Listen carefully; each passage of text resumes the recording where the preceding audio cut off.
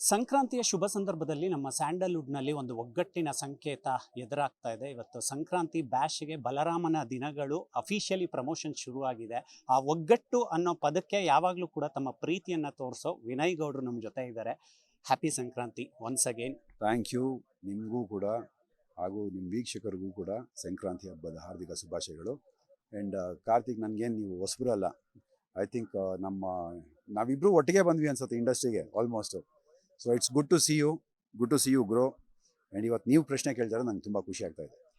ಬಲರಾಮನ ದಿನಗಳು ಯಾವಾಗಲೂ ಒಂದು ಸಿನಿಮಾ ಒಬ್ಬರಿಗೆ ಕನಸೇ ಆಗಿರುತ್ತೆ, ಕನಸಿನ ಕೂಸಾಗಿರುತ್ತೆ. ನೀವು ರಜತ್ ಅವರು ಎಲ್ಲೇ ಕಾಣಿಸ್ಕೊಂಡ್ರು ಕೂಡ ಒಂದು ಕ್ಯೂರಿಯಾಸಿಟಿ, ಇಬ್ಬರನ್ನ ಯಾಕೆ ಒಟ್ಟಿಗೆ ಹಾಕಿದ್ದಾರೆ ಅಂತ. ನಿಮ್ಮಿಬ್ಬರ ಫ್ರೆಂಡ್ಶಿಪ್ ಬಗ್ಗೆ, ಬಾಂಡಿಂಗ್ ಬಗ್ಗೆ, ಈ ಸಿನಿಮಾ ಬಗ್ಗೆ. ಫ್ರೆಂಡ್ಶಿಪ್ ಆ್ಯಂಡ್ ಬಾಂಡಿಂಗ್, ಅದು ಫ್ರೆಂಡ್ಶಿಪ್ಪೂ ಅಲ್ಲ, ಬಾಂಡಿಂಗೂ ಅಲ್ಲ, ಇಟ್ ಇಸ್ ಬ್ರದರ್ಹುಡ್.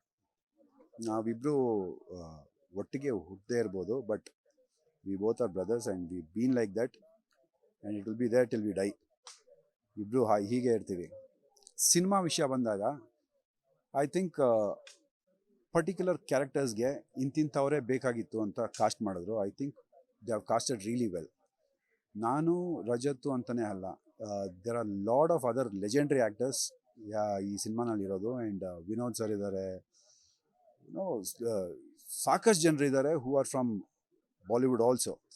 ಸೊ ಇದೆಲ್ಲ ಇಟ್ಕೊಂಡು ಒಂದು ಸಿನಿಮಾ, ನಾನು ಹೇಳ್ತೀನಲ್ಲ, ಡೌಟೇ ಇಲ್ಲ ನನಗೆ. ಔಟ್ಪುಟ್ ನೋಡಿದ್ದೀನಿ, ಸಿನಿಮಾ ಸ್ಟೋರಿ ಲೈನ್ ನೋಡಿದ್ದೀನಿ, ನನ್ನ ಪರ್ಫಾರ್ಮೆನ್ಸ್ ನನಗೆ ಗೊತ್ತು, ಪ್ರತಿಯೊಬ್ಬರ ಪರ್ಫಾರ್ಮೆನ್ಸ್ನು ನಾನು ಕಣ್ಣಾರ ನೋಡಿದ್ದೀನಿ.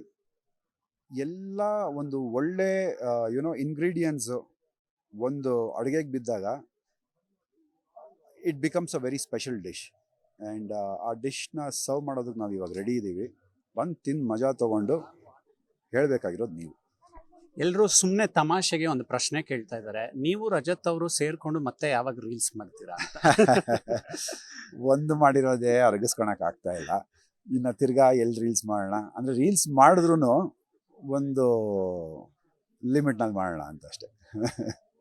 ಈ ಸಲ ಏನೂ ಕೈಗೆ ತಗೊಳ್ಳಲ್ಲ ತಾನೆ ಸರ್? ಕೈಗೆ ತುಂಬ ವಿಷಯಗಳನ್ನ ತೊಗೊಂಡ್ಬಿಟ್ಟಿದ್ದೀವಿ. ಬಟ್ ಈಗ ಏನಂದರೆ, ಕರಿಯರು, ಒಂದು ಫ್ಯಾಮಿಲಿ, ಒಂದು ಫ್ಯೂಚರು, ಇದನ್ನೆಲ್ಲ ಯೋಚನೆ ಮಾಡಿಕೊಂಡು ಒಂದು ರಿಲ್ಯಾಕ್ಸ್ ಮೂಡ್ನಲ್ಲಿ ಹೋಗ್ತಾ ಇದ್ದೀವಿ. I think will go that way. ಇಬ್ಬರು ಸೇರಿದಾಗ ನೀವು ರಜತ್ ಅವರು ತುಂಬ ಕಾಮಿಡಿ ಕ್ರಿಯೇಟ್ ಆಗೇ ಆಗುತ್ತೆ. ಒಬ್ರನ್ನೊಬ್ರು ಕಾಲು ಎಳ್ಕೊಳ್ಳೋದು, ಜೋವಿಯಲ್ ಆಗಿ ಮಾತಾಡೋದು. ಇಬ್ಬರಲ್ಲಿ ಡೇರಿಂಗ್ ಯಾರು?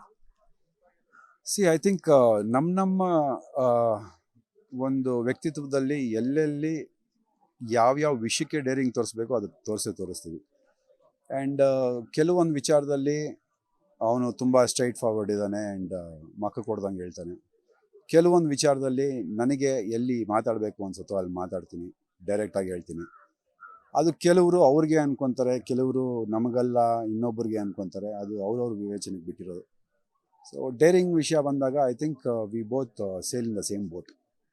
ಪ್ರತಿಯೊಬ್ಬ ಸೆಲೆಬ್ರಿಟಿಗೂ ಒಂದು ಸ್ಟೇಜ್ ಬರುತ್ತೆ, ಈ ಕಮೆಂಟ್ಗಳು, ನೆಗೆಟಿವಿಟಿಯನ್ನು ಸೀರಿಯಸ್ ಆಗಿ ತಗೋಬಾರ್ದು, ಅದನ್ನು ದಾಟಿ ಮುಂದೆ ಹೋಗಬೇಕು ಅನ್ನೋಂಥ ಒಂದು ಮೆಚ್ಯೂರಿಟಿ.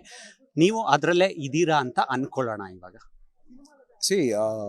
ಅಫ್ಕೋರ್ಸ್, ಅಂದರೆ ನೋಡಿ, ಪ್ರತಿಯೊಬ್ಬರು ಕಮೆಂಟ್ ಮಾಡೋದು, ಇನ್ನೊಂದು ಮಾಡೋದು ಎಷ್ಟು ಅಂತ ನೋಡ್ತೀರಾ. ಸಡನ್ನಾಗಿ ನೋಡಿದಾಗ ಯಾವುದೋ ಒಂದು ಕಾಣಿಸ್ದಾಗ ಸ್ವಲ್ಪ ಇಲ್ಲಿ ಶೇಕ್ ಆಗತ್ತೆ. ಶೇಕ್ ಆದಾಗ ಹೋಗಿ ಕೇಳ್ತೀನಿ, ಯಾಕಪ್ಪ, ಏನು ಸಮಾಚಾರ ನಿಮ್ಮದು, ಏನು ಮಾಡಿದ್ದೆ ನಾನು ನಿನಗೆ? ಉತ್ತರಗಳು ಬರೋದು, ಇಲ್ಲ ಅಣ್ಣ, ನಾನು ನಿಮಗೆ ತುಂಬ ಮೆಸೇಜ್ ಮಾಡ್ತಿದ್ದೆ, ನೀವು ರಿಪ್ಲೈ ಮಾಡಲಿಲ್ಲ, ಅದಕ್ಕೆ ಈ ಥರ ಕಮೆಂಟ್ ಹಾಕಿದೆ.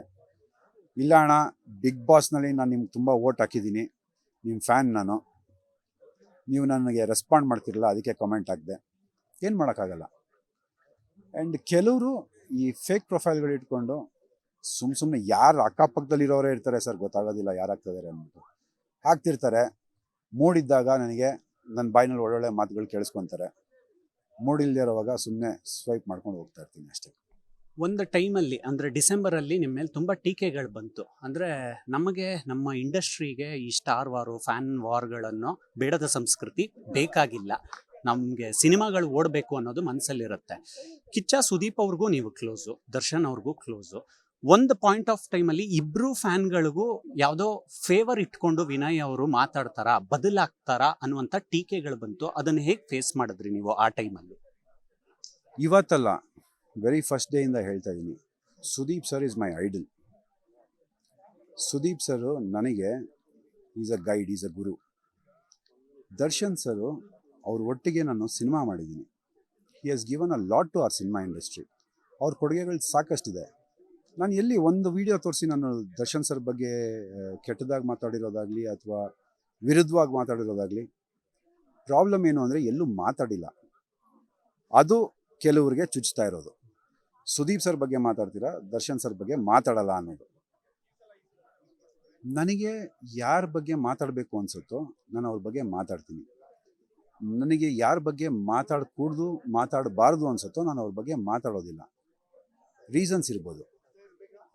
ನಾವು ಮಾತಾಡೋದ್ರಿಂದ ಒಬ್ರಿಗೆ ತೊಂದರೆ ಆಗ್ಬೋದು, ಅವರ ಸಿಚುವೇಶನಲ್ಲಿ ಅವ್ರಿಗೇನಾದರೂ ಲೀಗಲ್ ಇಶ್ಯೂಸ್ ಆಗ್ಬೋದು, ಅದಕ್ಕೆ ಮಾತಾಡ್ತಿಲ್ಲ.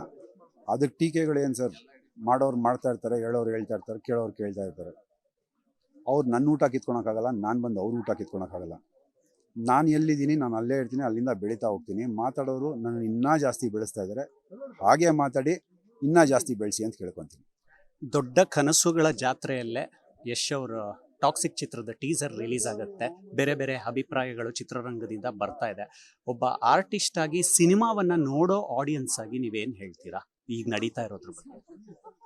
ಬೇರೆ ಬೇರೆ ಒಪಿನಿಯನ್ಸ್ ಬರ್ತಾ ಇರೋದು ಚಿತ್ರರಂಗದಿಂದಲ್ಲ, ಕೆಲವೊಂದು ಫೇಸ್ಲೆಸ್ ಚಾನಲ್ಗಳಿಂದ, ಬೇಸ್ಲೆಸ್ ಚಾನಲ್ಗಳಿಂದ, ಫೇಕ್ ಪ್ರೊಫೈಲ್ಗಳಿಂದ.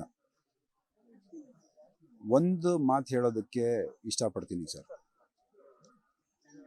ಸಾವಿರಾರು ಕೋಟಿ ಹಾಕಿ ಒಂದು ಹಾಲಿವುಡ್ ರೇಂಜ್ಗೆ ಸಿನಿಮಾನ ಮಾಡಿ ಅದನ್ನು ಜನರಲ್ ಎಂಟರ್ಟೈನ್ಮೆಂಟ್ಗೆ ಅಂತ ತೊಗೊಂಡು ಬಂದು ಒಂದು ಟೀಸರ್ ಅಂತ ಅಷ್ಟು ಗ್ರ್ಯಾಂಡ್ ಆಗಿರೋ ಟೀಸರ್ ಬಿಟ್ಟಾಗ ನೋಡಿ ಖುಷಿ ಪಡಬೇಕು. ಇಷ್ಟ ಆಗಲಿಲ್ವಾ, ಇಷ್ಟ ಆಗಲಿಲ್ಲ ಗುರು ಅಂತ ಹೇಳಬೇಕು. ಅದನ್ನ ಇಟ್ಕೊಂಡು ಟ್ರೋಲ್ ಮಾಡಿ, ಅದ್ರ ಬಗ್ಗೆ ಕೆಟ್ಟದ್ದು ಮಾತಾಡಿ, ಅದ್ರ ಬಗ್ಗೆ ಕೆಟ್ಟದ್ದು ಹಬ್ಬಿಸಿ ಯಾರನ್ನ ಹಾಳು ಮಾಡ್ತಾ ಇದ್ದಾರೆ? ನಮ್ಮ ಇಂಡಸ್ಟ್ರಿನ, ನಮ್ಮ ಕನ್ನಡ ಇಂಡಸ್ಟ್ರಿನ ಹಾಲಿವುಡ್ ರೇಂಜ್ಗೆ ಮಾಡಿರೋವಂಥ ಸಿನಿಮಾ ಟಾಕ್ಸಿಕ್ ನೋಡಿದ್ರೇ ಗೊತ್ತಾಗ್ತದೆ ನನಗೆ. ಅದನ್ನು ಎಲ್ಲರೂ ಸೇರಿಕೊಂಡು ಒಟ್ಟಿಗೆ ಯು ಶುಡ್ ಸೆಲೆಬ್ರೇಟ್ ಮಾಡೋದು ಬಿಟ್ಟು ನೀವು ಅದನ್ನೇ ಟೀಕೆ ಮಾಡ್ಕೊಂಡಿದ್ರೆ ಅದು ನಿಮ್ಮ ವ್ಯಕ್ತಿತ್ವ ತೋರಿಸುತ್ತೆ. ಅದ್ರ ಬಗ್ಗೆ ಮಾತಾಡೋಷ್ಟು ದೊಡ್ಡವನು ನಾನಲ್ಲ ಸರ್. ಕೊನೆಯದಾಗಿ ವಿನಯ್ ಅವರು ಹಬ್ಬವನ್ನ ಹೇಗೆ ಸ್ವೀಕರಿಸ್ತಾರೆ? ಸಂಕ್ರಾಂತಿ ಹಬ್ಬದ ಡೆಫಿನೇಷನ್ ಏನು? Sankranti for me is nostalgic ಆಗೋಗ್ಬಿಟ್ಟಿದೆ. ಅಂದರೆ ಇವಾಗ ನಾವಿರುವಂಥ ಒಂದು ಎರಾನಲ್ಲಿ ಸಂಕ್ರಾಂತಿ ಬರೀ Instagram post, Facebook story, WhatsApp ಸ್ಟೇಟಸ್ನಲ್ಲಿ ಮಾತ್ರ ಇದೆ. ನಾವು ಚಿಕ್ಕ ವಯಸ್ಸಿನಲ್ಲಿ ನಾವು ಹಬ್ಬಗಳನ್ನ ಆಚರಿಸ್ತಾ ಇದ್ದೆ ಬೇರೆ ಥರ. ಬೆಳಗ್ಗೆ ಎದ್ದು ಮಾವನೆಲೆ ತೊಗೊಂಡು ಬಂದು ತೋರಣ ಕಟ್ಟೋದ್ರಿಂದ ಹಿಡಿದು ಸಾಯಂಕಾಲ ಎತ್ತುಗಳನ್ನ ಬೆಂಕಿ ಮೇಲೆ ಹಾರಿಸೋವರೆಗೂ ಅಷ್ಟು ಮಜಾ ಮಾಡ್ತಿದ್ವಿ. ಈಗ ಸಂಕ್ರಾಂತಿ ಅಂತ ಒಂದು ಈ ಥರ ಈವೆಂಟ್ ಮಾಡಿ ಅಲ್ಲೆಲ್ಲರೂ ಜೊತೆಯಲ್ಲಿ ಸೇರಿಕೊಂಡು ಆಚರಿಸೋಂಗಾಗ್ಬಿಟ್ಟಿದೆ. ಖುಷಿ ವಿಷಯ ಏನು ಅಂದರೆ ಅಟ್ಲೀಸ್ಟ್ ನಮ್ಮ ಒಂದು ಪ್ರೊಡಕ್ಷನ್ ಹೌಸಿಂದ ಈ ಥರ ಸಂಕ್ರಾಂತಿನ ಒಟ್ಟಿಗೆ ಆಚರಿಸೋಣ ಅಂದ್ಬಿಟ್ಟು ಎಲ್ಲರನ್ನೂ ಒಟ್ಟಿಗೆ ಕರ್ಕೊಂಬಂದು ಒಂದು ಹಬ್ಬದ ವಾತಾವರಣನ ಮತ್ತೆ ನಮ್ಮ ಹಳ್ಳಿ ಸ್ಟೈಲ್ನಲ್ಲಿ ಕ್ರಿಯೇಟ್ ಮಾಡಿದ್ದಾರೆ. So I should be really thankful for the producers. ತುಂಬ ಖುಷಿ ಆಗ್ತಿದೆ ನನಗೆ ಇಲ್ಲಿ ಬಂದು. I am spending a good time with all you guys. Okay Vinay sir, all the best. Sankranti ಮುಗಿಸ್ಕೊಂಡು ರಿಲೀಸ್ ದಿನ ಸಿಗೋಣ. Thank you. ಇವಿಷ್ಟು ನಟರಾಗಿರೋ ವಿನಯ್ ಗೌಡ ಅವರ ಮಾತುಗಳು. ಕ್ಯಾಮ್ರಾ ಪರ್ಸನ್ ಲಕ್ಷ್ಮೀಕಾಂತ್ ಜೊತೆ ಮಾವಳಿ ಕರ್ತೆ, ಕರ್ನಾಟಕ ನ್ಯೂಸ್ 8 ಮಂಡ್ಯ.